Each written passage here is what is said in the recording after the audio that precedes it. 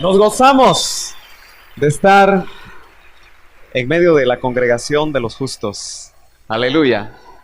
Quisiera recordar solamente el retiro matrimonial. Todos aquellos que todavía no lo han hecho, estamos recordándoles. Allá atrás tenemos en la mesa una mesita donde todos los interesados pueden tener toda la información. También quiero contarles que el grupo de eventos especiales están orando a las 6 de la mañana los días domingos. Todo aquel que anhele en su corazón venir a orar a las 6 de la mañana los domingos, aquí va a estar abierta la congregación para que usted lo pueda hacer con todo su corazón.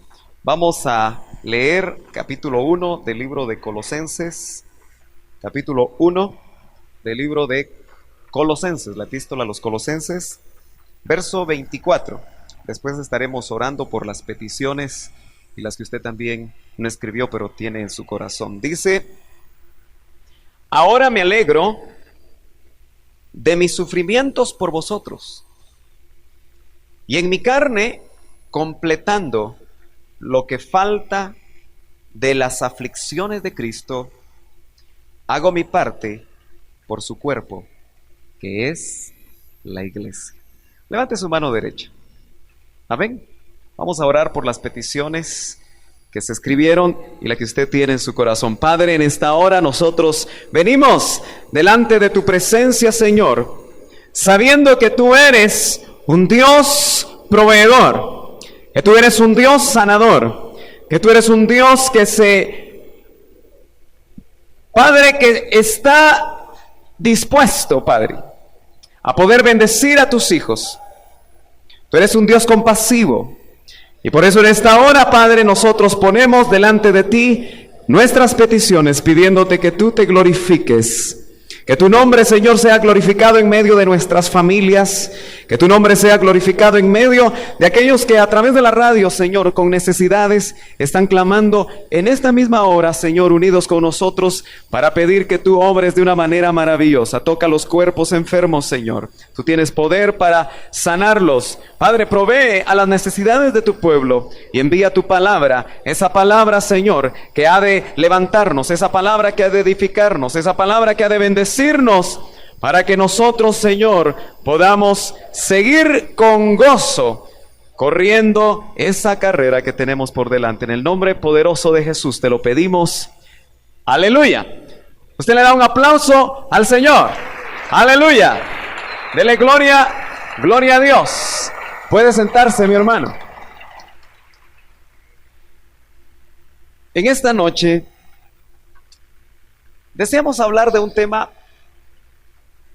que no a todos nos gusta, pero que aparece en la Escritura.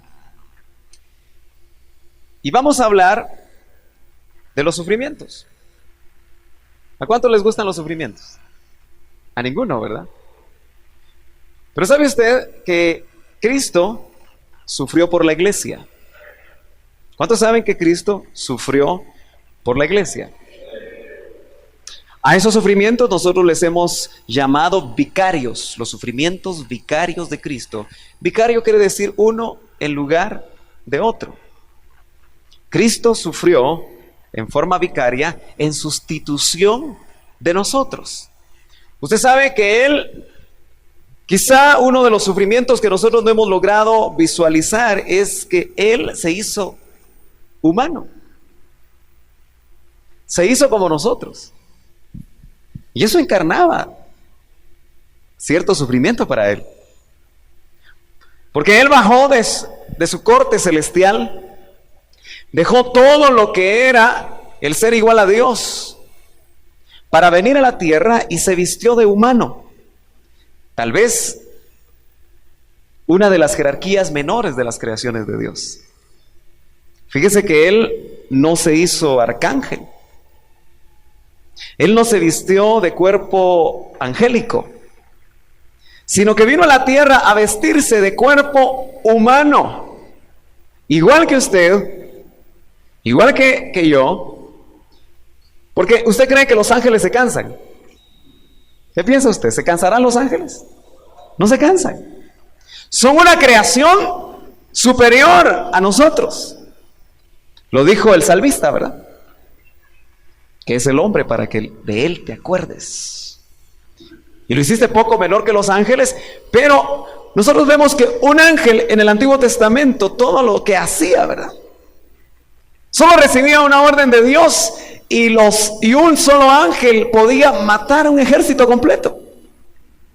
Solo un ángel destructor visitó Egipto, y usted sabe todo lo que sucedió esa noche. Cuando el destructor visitó, murieron todos los primogénitos de Egipto. ¿Cuántos miles de primogénitos en Egipto morirían solo por la visita de un ángel destructor? No, él no se vistió de ángel. Dice Hebreos que no quiso socorrer a los ángeles Dios.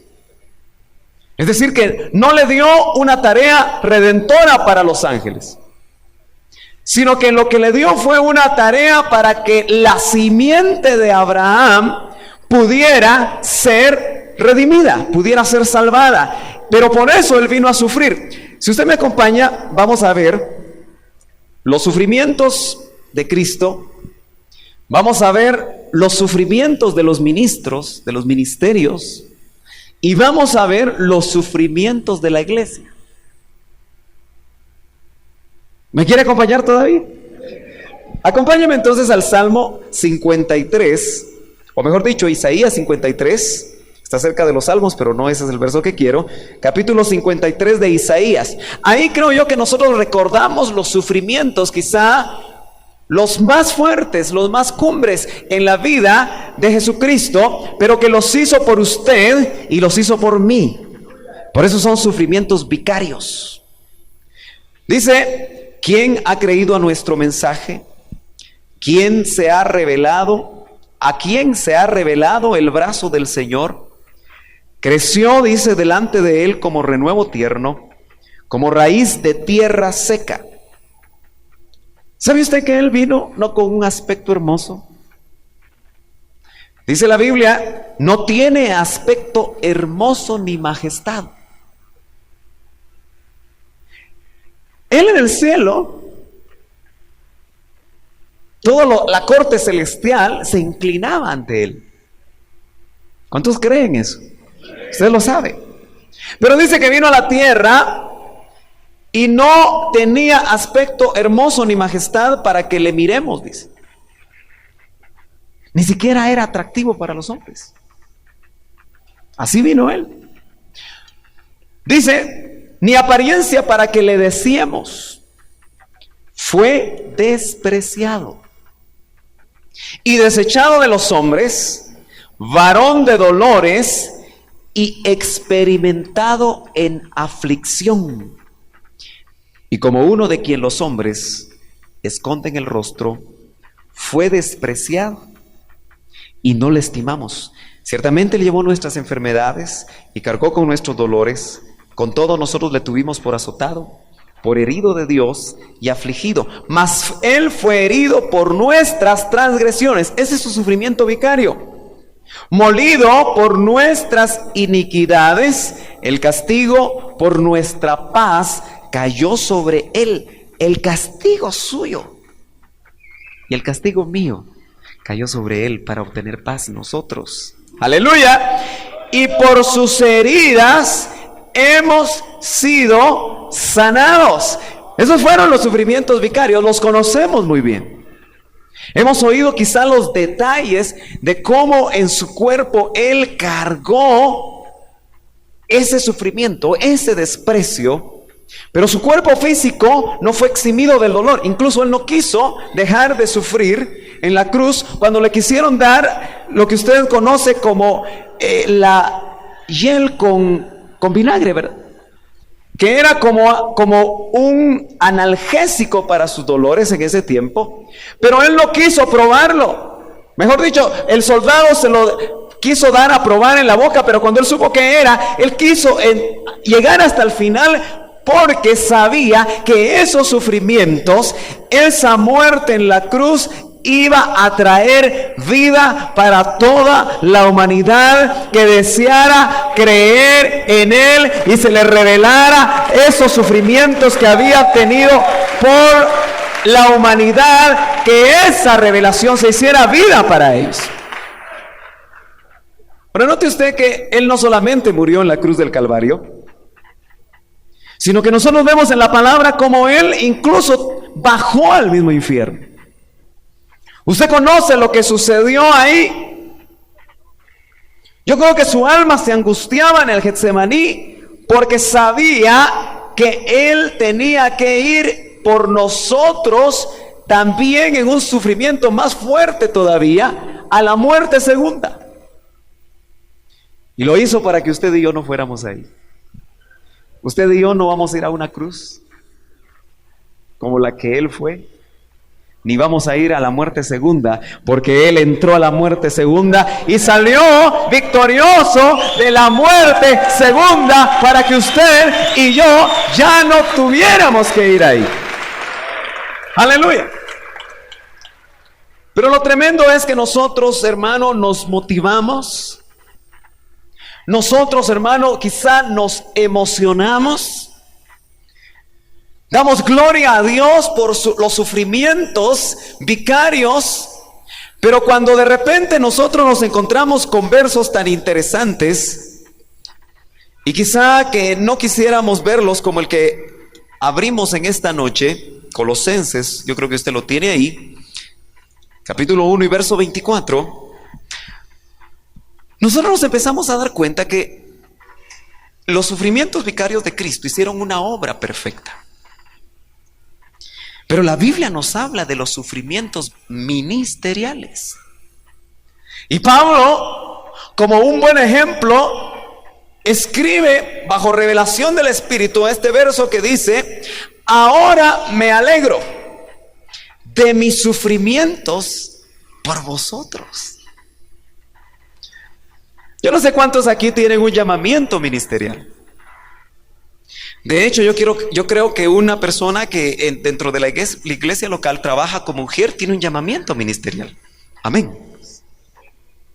Un diácono tiene un llamamiento ministerial. Un anciano en una iglesia local tiene un llamamiento ministerial. Un maestro de niños tiene un llamamiento ministerial. Un maestro de escuela dominical tiene un llamamiento ministerial. Por supuesto, los 5 ministerios primarios, como los conocemos, como los vemos en la Biblia, tienen un llamamiento ministerial. Pero ¿cuántos de los que tenemos un llamamiento ministerial nos alegramos cuando nos toca sufrir por el cuerpo de Cristo, por la obra de Cristo, por el trabajo que ministerialmente nosotros debemos hacer dentro de la iglesia? Pablo era uno que dijo: ahora me alegro de mis sufrimientos por vosotros en mi carne, completando, y esto es lo que llama la atención, lo que falta de las aflicciones de Cristo. A primera vista pareciera como que le faltara algo al sacrificio de Cristo, pero ¿cuántos saben que Él hizo una obra perfecta? ¿Cuántos saben que la Biblia nos dice que Él hizo un sacrificio perfecto? Por un solo sacrificio nosotros fuimos redimidos por ese sacrificio perfecto. Su sangre preciosa derramada en la cruz del Calvario fue suficiente. Se presentó la sangre de Cristo en el propiciatorio del tabernáculo no hecho de manos. Y cuando fue resucitado, el Padre lo que hizo al resucitarlo fue decir que el sacrificio había sido acepto. Y en esa base nosotros tenemos salvación. Entonces, ¿qué es lo que está diciendo el apóstol Pablo al hablar de sufrimientos de los ministros? ¿Qué querrá decir él completando lo que falta de las aflicciones de Cristo? Dice: hago mi parte por su cuerpo, que es la iglesia. Tenemos que dejar claro que los sufrimientos ministeriales no son sufrimientos vicarios. Pero los sufrimientos ministeriales tienen un papel. Y dice: lo que falta a las aflicciones de Cristo. Y Pablo dice: yo voy a hacer mi parte. Fíjese que muchos que tenemos un llamado ministerial no nos gusta darnos cuenta que hoy en día y en todas las generaciones de cristianos, los ministros tenemos que hacer una parte, tenemos que hacer nuestra parte, nos toca sufrir por el cuerpo de Cristo. Fíjese que uno de los requisitos de los ancianos dice, que debe ser sufrido. Dice, el siervo de Dios no debe ser rencilloso, dice, sino amable para con todos, sufrido. Mire qué tremendo. Ahora, esas características a nosotros no nos gustan. Ahora, usted se preguntará, ¿para qué el Señor, si ya sufrió por la iglesia, espera que los ministerios aporten una cuota? No para salvación, sino que un trabajo que va a permitir que la iglesia, el cuerpo de Cristo y especialmente la novia, sea presentada como virgen pura, porque un apóstol como el apóstol Pablo dijo en una ocasión, yo vuelvo a sufrir dolores de parto. Ahora, mis amadas hermanas, ¿habrá algo más difícil que un dolor de parto? Solo ustedes lo pueden decir. Nosotros todavía no sabemos qué es eso. Usted sabe que nosotros los hombres somos tan débiles a veces en cuanto al dolor, como que los umbrales de dolor para el hombre son diferentes que la mujer, como que Dios preparó a la mujer para ciertos dolores, que cuando estamos con gripe ya no nos queremos levantar. Sí, ¿verdad que sí, hermanas? Si nos doblamos un pie, pero los dolores de parto son muy fuertes, según lo que se puede ver. Yo tuve la oportunidad de estar en 2 ocasiones cuando mi esposa dio a luz, y de verdad que es difícil. Uno percibe lo fuerte que son los dolores de parto. Los ministros dice que van a sufrir dolores de parto para que la iglesia sea presentada como virgen pura. Ahora, note usted que está bien definido por qué Cristo sufrió y cómo sus sufrimientos nos eximen a nosotros de esa muerte segunda y del infierno. Pero lo que nosotros notamos es que en el sufrimiento ministerial, una de las metas que Dios pone para que esto se dé en la carrera ministerial es para que el ministro pueda hacer una obra perfecta. ¿Se acuerda usted que dice la Escritura que si el grano de trigo no cae a tierra, ¿y qué? Muere. No lleva mucho fruto, dice. Eso significa que el ministro que va a llevar fruto, cada día va a ir muriendo, ¿verdad? Eso me recuerda a mí lo que el apóstol Pablo dijo en segunda de Corintios, capítulo 4. Acompáñeme ahí al primera epístola a los Corintios, capítulo 4. Vamos a ver si está por acá. Me parece que es segunda de Corintios, hermanos. Sí, yo estoy mal acá. Capítulo 4 y verso número 10. Desde el 8 vamos a leer. ¿Ya lo tiene? Dice: afligidos en todo, pero no agobiados, perplejos, pero no desesperados, perseguidos, pero no abandonados, derribados, pero no destruidos. El 10. Llevando siempre en el cuerpo por todas partes la muerte de Jesús. Ahora yo le pregunto, ¿ya se terminaron los ministros que llevan por todas partes en su cuerpo la muerte de Jesús?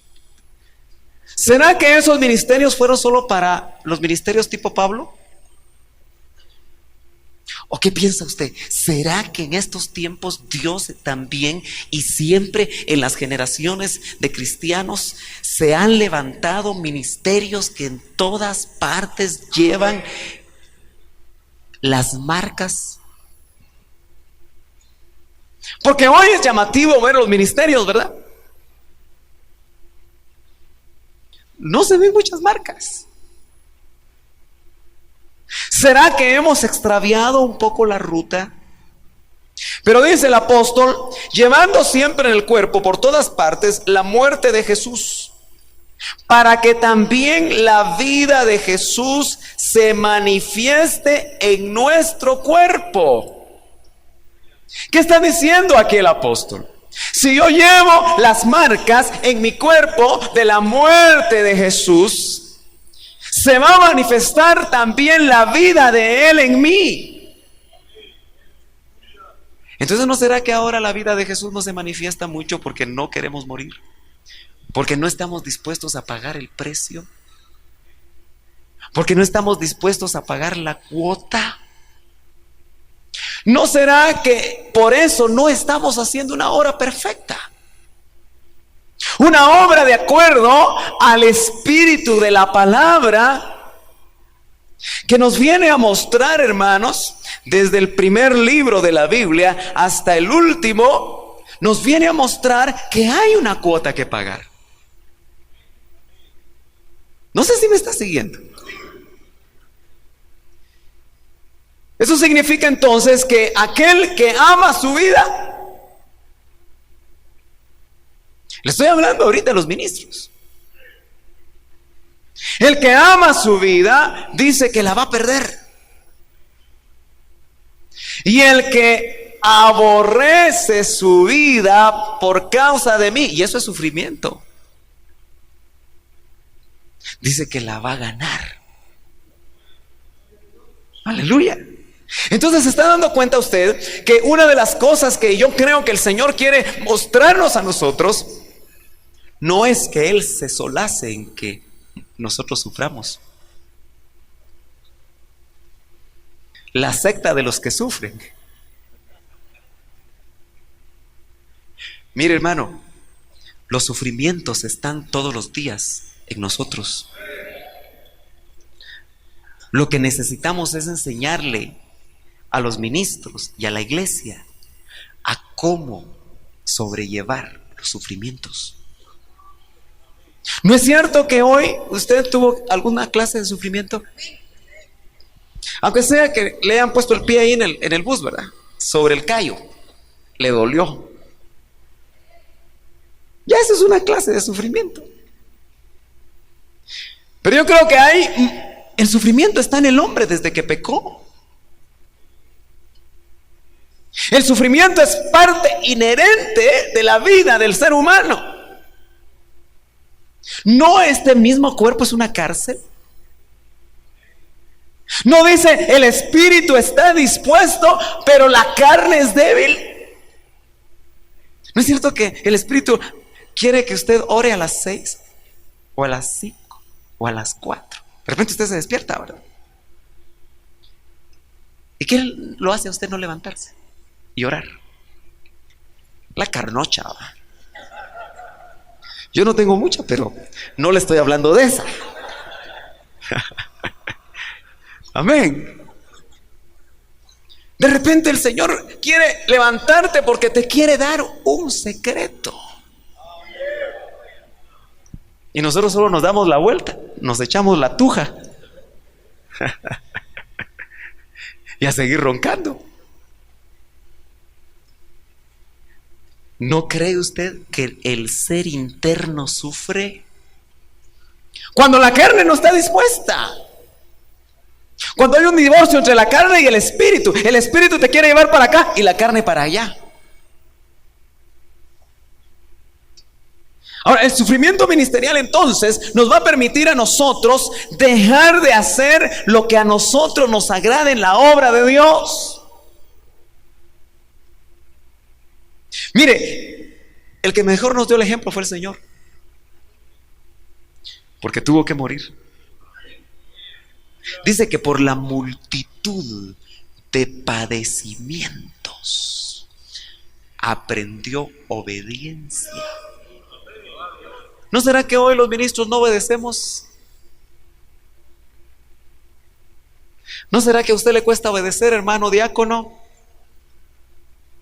Hermano ujier, hermano discipulador, porque no hay multitud de padecimientos. Mire, ¿por qué tenía que aprender obediencia a Cristo? ¿Ya se puso a pensar eso? O mejor dicho, Jesús, ¿verdad? Para que nos entendamos un poquito mejor. Porque Él vino como hombre.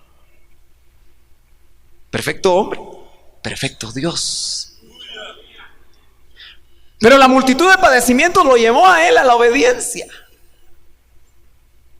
Ahora, lo más probable es que nosotros nos alejamos de los padecimientos.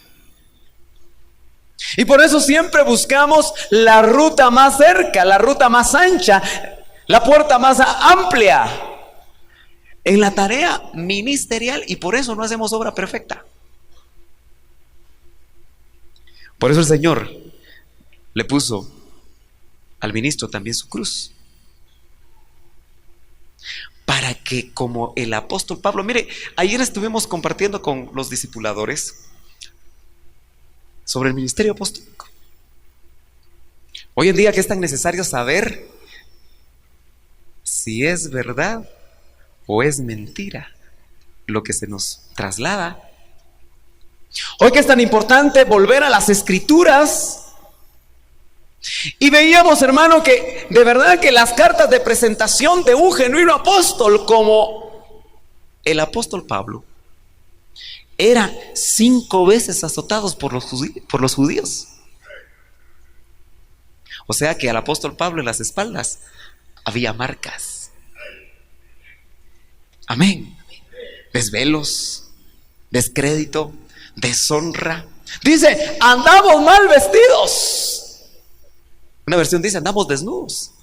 El apóstol Pablo andaba en andrajos en muchas ocasiones. Ahora, yo creo que esas características ahora no le van a interesar a los apóstoles de hoy. Y probablemente hay razones para poder explicar que eso le pasó al Señor y eso le pasó a Pablo, pero a los de hoy ya no, porque estamos en otra época. Probablemente. Pero ¿no será que cuando viene el sufrimiento a la vida ministerial, y sufrimientos que están ahí, mire, ¿cómo sufre el ministro? Cuando empieza a compenetrarse de las necesidades del pueblo, cuando empieza a sentir la carga del pueblo.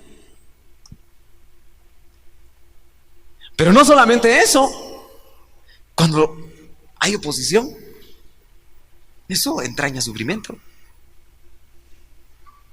Cuando hay descrédito, y estoy hablando de los ministros en general, no estoy hablando solo de mí,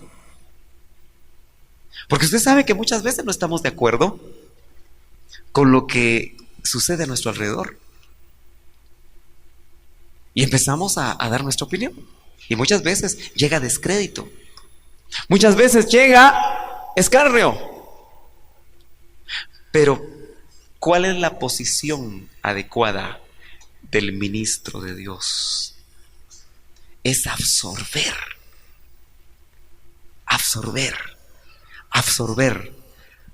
para morir a través de ese sufrimiento, pero que la vida de Dios salga de regreso para el pueblo.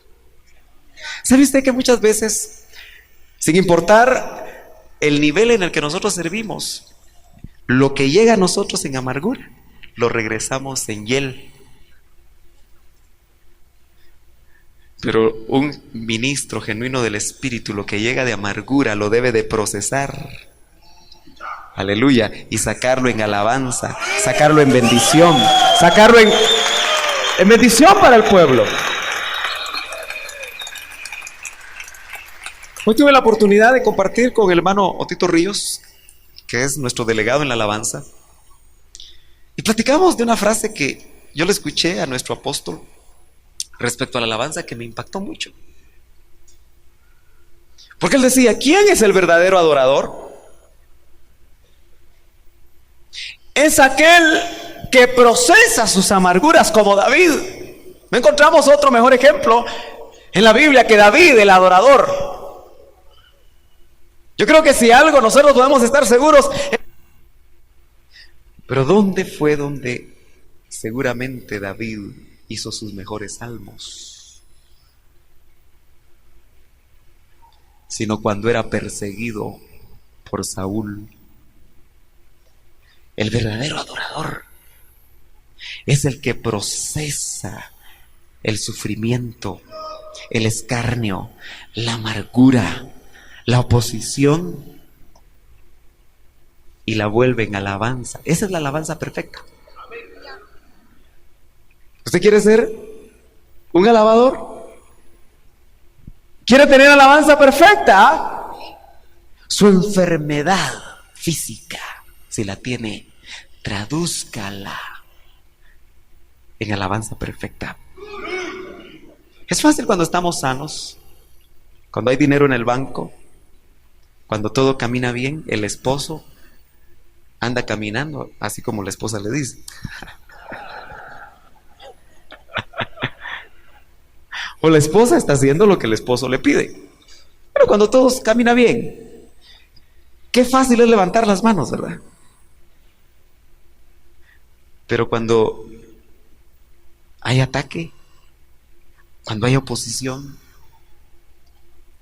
cuando son esos días en los que todo te salió mal, perdiste un buen negocio, se enfermó un niño, ¿qué tal ahí?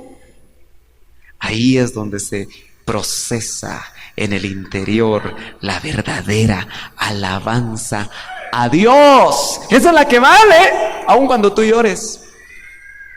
Pero estás levantando tus manos sin ira ni contienda. Ese es el verdadero sacrificio de alabanza. Aleluya. Por eso a mí me llama la atención, hermano. Y como le dije la vez pasada, ¿verdad? Ojalá que podamos dar la talla a todos.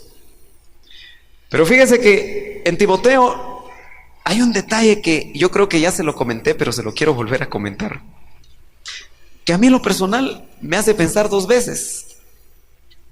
Capítulo número 2 de segunda de Timoteo y verso 24, pero me interesa más el 25. Dice, corrigiendo tiernamente a los que se oponen. Hermanos diáconos, diaconisas, líderes, la próxima vez que alguien se oponga, sufra un poquito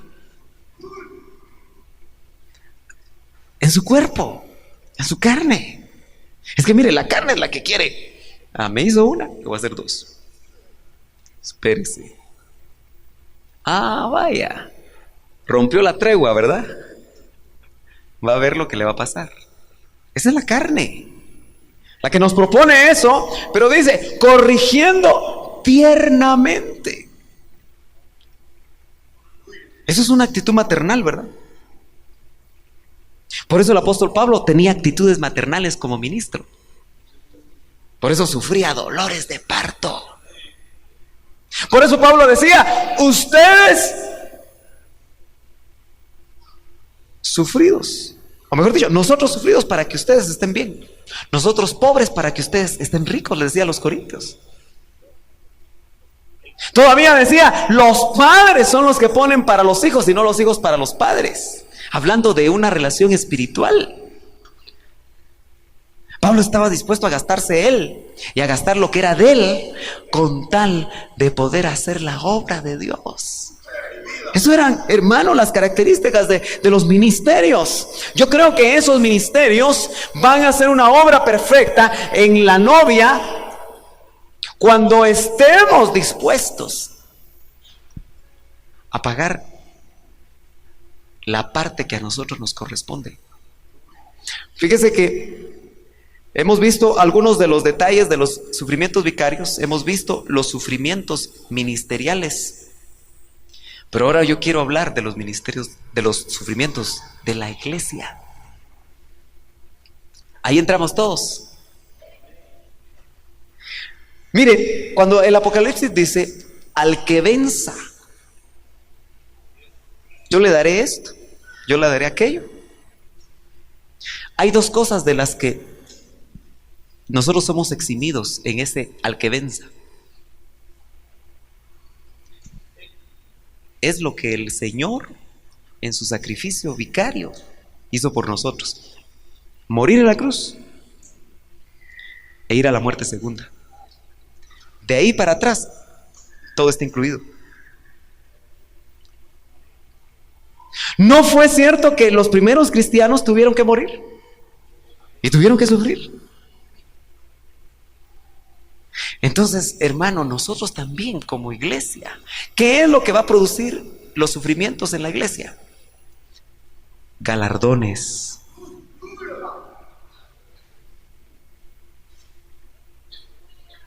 Porque a veces el sufrimiento nos detiene en la hora del Señor.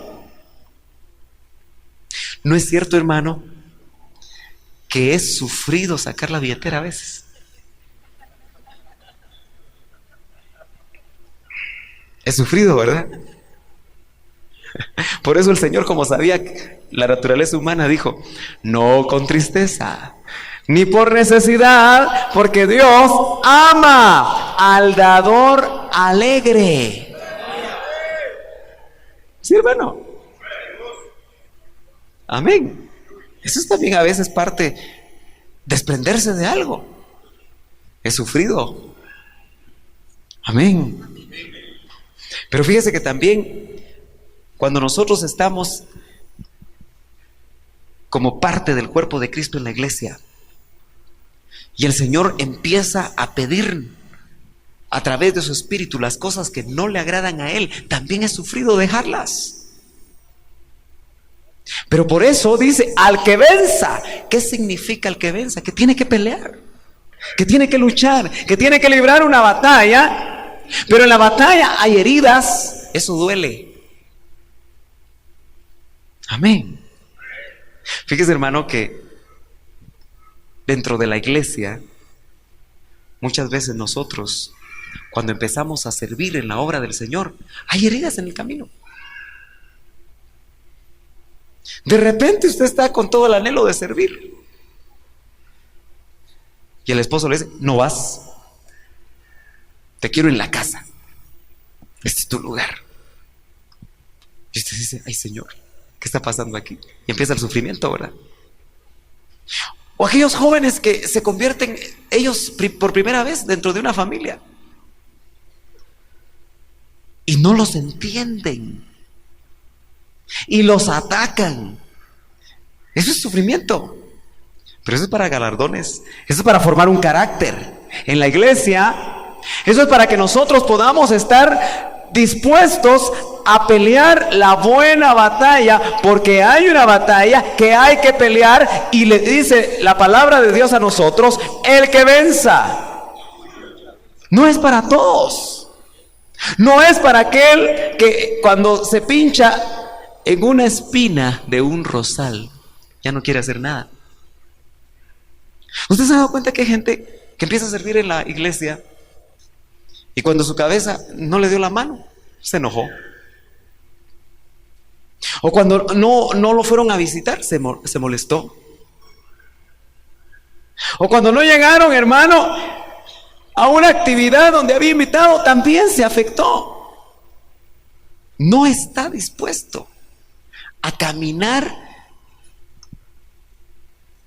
en esa senda donde el Señor lo quiere llevar. Muchas veces hay experiencias en la vida cristiana que a nosotros nos dejan solos. ¿Se ha dado cuenta usted que cuando uno se enferma, todo el mundo está ocupado y no hay nadie que lo vaya a visitar a uno?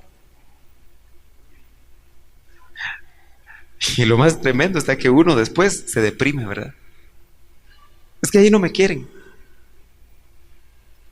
Es que no tienen amor.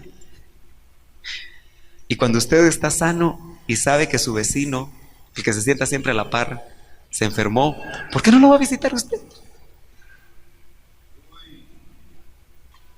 Porque él va a necesitar un apoyo. Pero si no llega un hermano o si no llega un ministro, aunque está ahí en la escritura, lo que nosotros nos toca hacer, aleluya, a todos nosotros como ministros en las diferentes áreas, ¿sabes quién va a llegar? El Señor. El Señor va a estar ahí. Varón experimentado en quebranto. Amén. ¿Y sabes qué te va a decir? Yo también sufrí como tú. A mí también me engañaron. A mí también me dañaron. A mí también me golpearon. A mí también me escarnecieron. Fíjese que hay muchas mujeres, esposas de cristianos, que en sus hogares están sufriendo por mantenerse en la línea del evangelio. ¿Pero por qué están sufriendo? Porque aman a Jesucristo. Aman lo que el Señor hizo en sus vidas. Amén. Y están ahí calladas. Están ahí esperando que Dios haga algo. Están esperando que Dios haga un milagro en su esposo. Están esperando que Dios haga un milagro en sus hijos. Pero se mantienen. ¿No cree que esa es la actitud que tiene que tener la iglesia? Porque esa es la iglesia que va a recibir galardones. Esos sufrimientos nos van a llevar a nosotros a galardones. Esos sufrimientos nos van a llevar a nosotros a ser condecorados en la batalla. Usted sabe que muchas veces los soldados que llegaron al final de la batalla, aunque sea heridos, al final hay una condecoración. Eso es lo que el Señor quiere hacer con la iglesia. Ahora note usted que hay sufrimientos que Cristo pasó por nosotros, pero hay sufrimientos que los ministros no podemos eximir por el pueblo para hacer una obra perfecta para el pueblo. Por eso yo sé, hermano, que el Señor muchas veces pide que los ministros tengan que bajar y a veces convertirse en alfombras. ¿Cuántos ministros quieren ser ministros alfombras? ¿Sabe usted qué es una alfombra? Mire, una alfombra sirve como esta, para caminar sobre ella. ¿Sabe usted que un ministro del Espíritu debería estar dispuesto a que caminen sobre él? ¿No Cristo fue un puente? ¿Sí? Cristo fue un puente para que nosotros pudiéramos llegar al Padre. Y muchas veces nosotros también tenemos que ser alfombras para que el pueblo pase. ¿Quién estará dispuesto a eso? Está difícil, ¿verdad? Hace poco nos decían que los ministros son como servilletas. ¿Sabe usted para qué sirve una servilleta? Una servilleta sirve para limpiar. ¿Se ha dado cuenta usted que a veces un pastor le toca que limpiar la inmundicia del pecado en el pueblo? Es un ministro servilleta que va a estar limpiando. ¿Cuántos queremos ser servilletas? No mucho, ¿verdad? ¿No es cierto que a nosotros muchas veces nos toca que estar limpiando? Eso es lo que es una servilleta. Ahora, la servilleta no mucho tiene valor, ¿verdad? No sé si me está entendiendo, hermano. No tenga pena que los ministros que oyeron esto también se pusieron serios igual que usted. Y a mí me dijeron que no llego ni a bigotera, ¿verdad? Pero bueno. Porque el trabajo ministerial, hermano, no es cierto que la administración Es como cambiarle los pañales a un bebé. ¿Sí? ¿Qué hay ahí?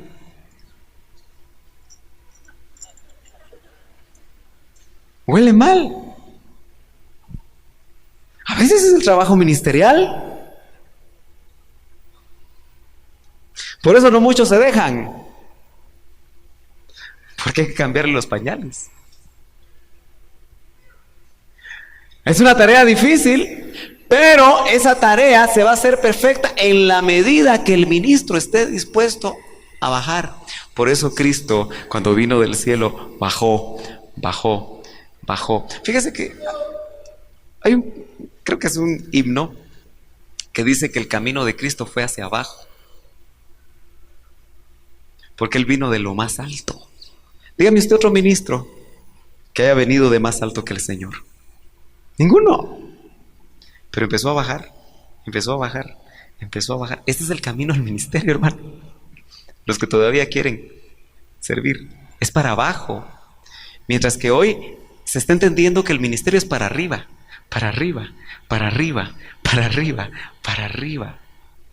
Ahora, Él en el ministerio en la tierra fue para abajo.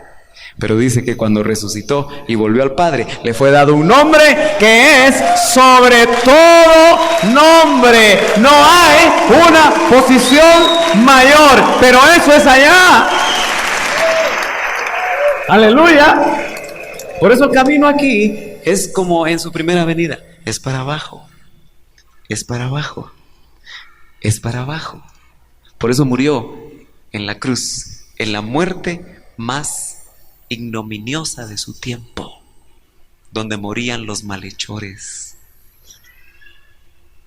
Ese fue su sacrificio. Esa es la motivación que nosotros los ministros y la medida que tenemos, todos los que servimos. Y la iglesia, su tarea es también sufrir en aquello que le toca sufrir por la causa del Evangelio, sabiendo que hay uno que lo va a galardonar en el cielo. Amén. Yo sé que están repartiendo papelitos para preguntas, pero yo quiero ministrar. Disculpe que hoy no dé lugar a preguntas. Yo le quiero ministrar a su corazón. ¿Sabe por qué este tema que tal vez le pareció raro? Porque yo sé que en el pueblo hay sufrimiento. ¿Cómo lo vas a procesar? ¿Cómo vamos a procesar nosotros los que servimos nuestra cuota de sufrimiento? ¿Cómo? ¿Amargados, amargando? ¿O absorbiendo la amargura, el sufrimiento, para devolverlo en bendición? Por eso Pablo dice, a los que nos aborrecen, los bendecimos.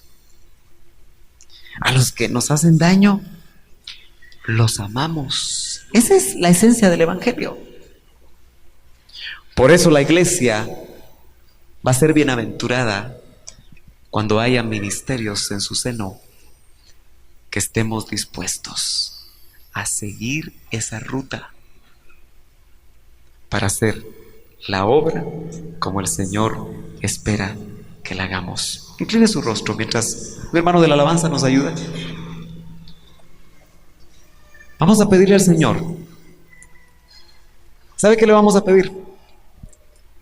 Que nos enseñe a sufrir. La cuota, no pedir sufrimiento, no es esa la mentalidad, sino que lo que nos toca que es sufrir como iglesia, como ministros, por la causa del Evangelio, sepamos cómo absorberlo. Moisés llegó un momento en el que el pueblo lo hizo golpear la roca. Ese ministro tremendo no pudo absorber al final del camino, la carga del pueblo y golpeó la roca. Ministros que estamos aquí, no seamos como este gran siervo, sino que aprendamos del siervo de siervos, nuestro Señor Jesús, que después de probar todo el sufrimiento en su alma y en su cuerpo, absorbió,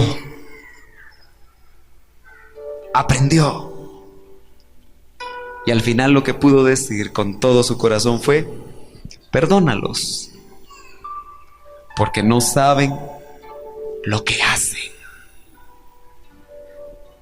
Él no se llevó amargura,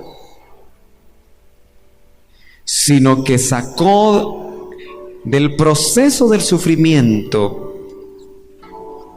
bendición y perdón. Yo no sé, hermano, cuál es tu caso. Si como ministro estás sufriendo, pídele hoy al Señor que te fortalezca para que lo que tú estás pasando lo absorbas. La mala opinión de tus cabezas sobre ti, que puede darse. Los pensamientos de otros consiervos.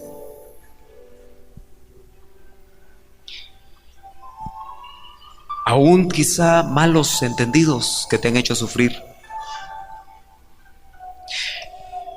O todo lo que tú hasta el momento has tenido que absorber. Dile: Señor, yo quiero procesar eso adentro. Pero quiero, Señor, que tu Espíritu me ayude a entender que comparado con lo que tú sufriste por mí, esto es poca cosa, esto es muy pequeño. Y comprendo que es mi parte.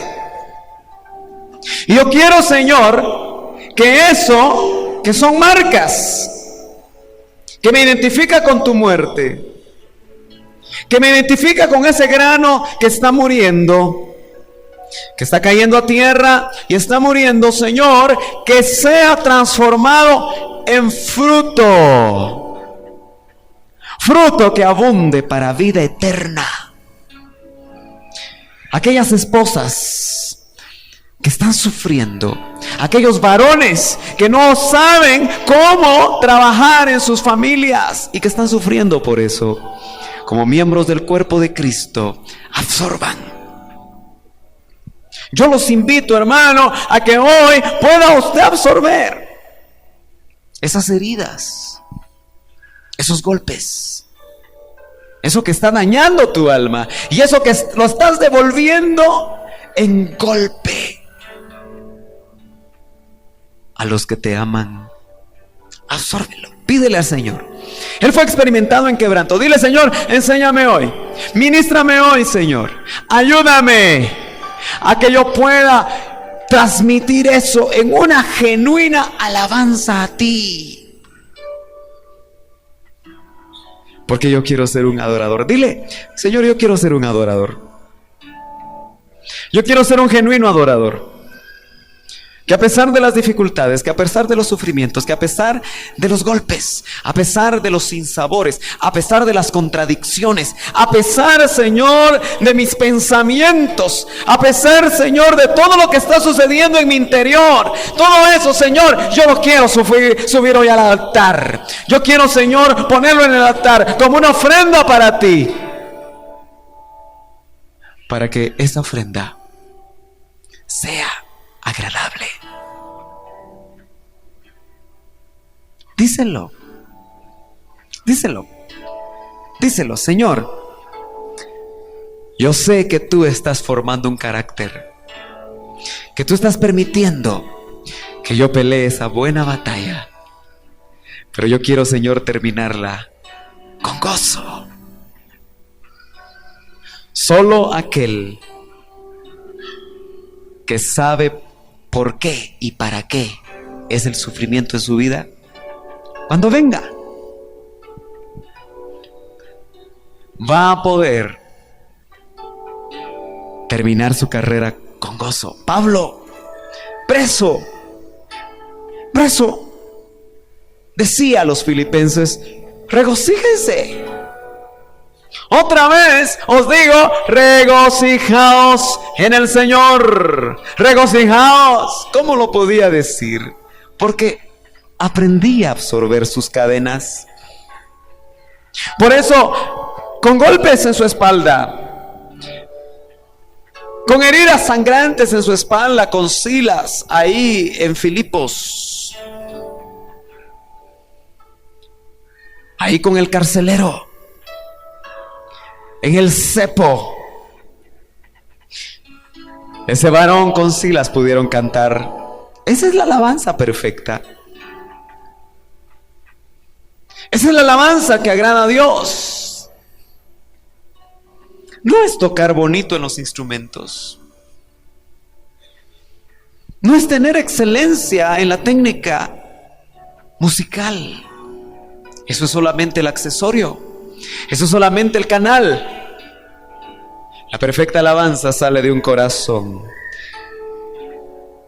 que su sufrimiento lo traslada en bendición, que devuelve bien por mal. ¿Cuántos adoradores hay aquí que quieren en esta noche ponerse de pie y levantar sus manos? Si usted le quiere dar hoy una alabanza perfecta a Dios,